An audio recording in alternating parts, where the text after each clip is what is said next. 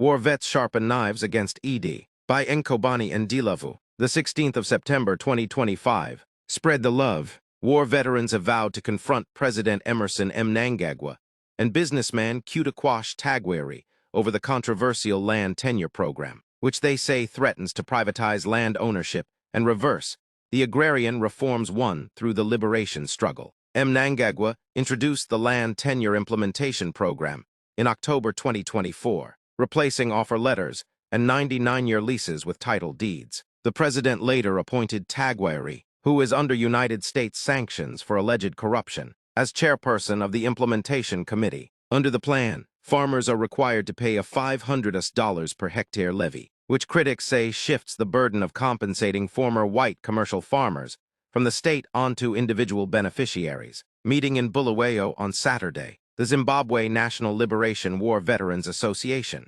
ZNLWVA, resolved to resist the program, accusing ZANU-PF elites of attempting to seize both political and financial control of land. Veterans must urgently unite under the association's leadership to resist the selling of land, the sacred prize of the liberation struggle, ZNLWVA leader Andries Mathibla said. He added that each war veteran should be allocated at least 100 hectares to sustain livelihoods and national food security. Outspoken war veteran Blessed Jeza also condemned the program, calling it a corrupt ploy to undermine the liberation legacy. "We fought for our land, yet you work with Tagwari to privatize it, using a dubious title deed scheme that will see farmers lose what they bled for," he said. Political analyst Jealousy Mawarire described the land regularization exercise as a scam designed to prejudice farmers through debt and eventual land lost to banks linked to Tagwari's Sakunda holdings. A group of war veterans has since taken Mnangagwa to court, arguing that the program is unconstitutional.